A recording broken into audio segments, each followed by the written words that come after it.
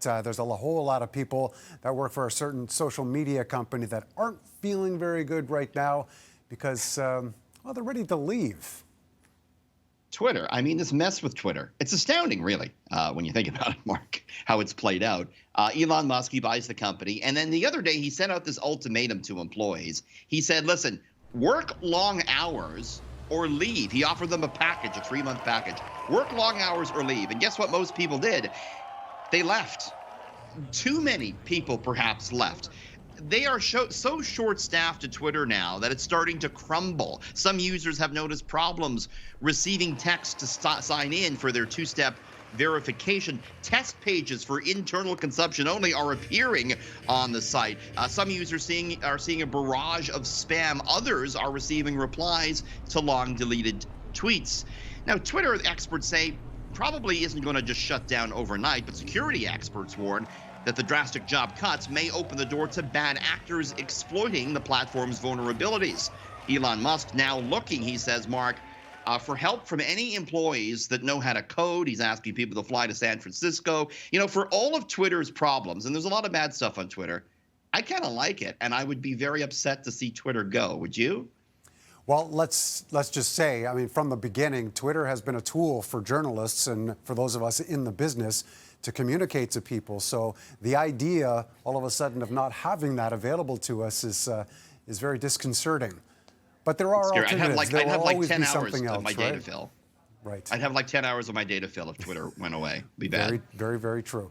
Let's talk about the party coming up next week. The World Cup starts and, well, it means a little more drinking for everybody, I think.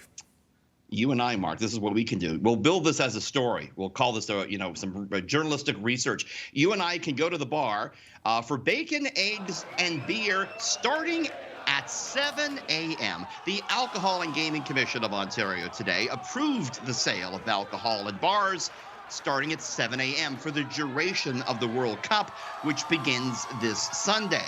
Last call is the same. It's 2 a.m. The commission says the extended hours will apply to all licensed areas. Now, the tournament is in Qatar. That's a 10-hour time difference, meaning early games kick off at 8 a.m. our time. As it stands now, you're not allowed to serve booze until 9 a.m. Usually, they don't issue these temporary extensions for events happening outside of Ontario, Mark, but the commission said the World Cup's so big that they're going to do it. So the question becomes, between 2 a.m. and 7 a.m., what is everybody going to do?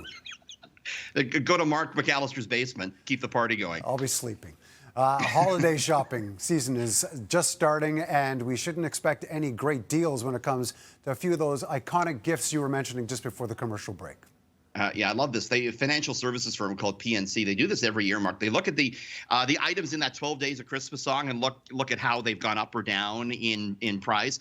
This year, the cost of everything from a partridge in a pear tree to 12 drummers drumming will run you a record $45,000. That's 11% more than last year. For example, the cost of a partridge in a pear tree is 26% more expensive than last Christmas, driven by the surging cost of fertilizer. French hens and turtle doves are more expensive because their food, much like ours, has become pricier.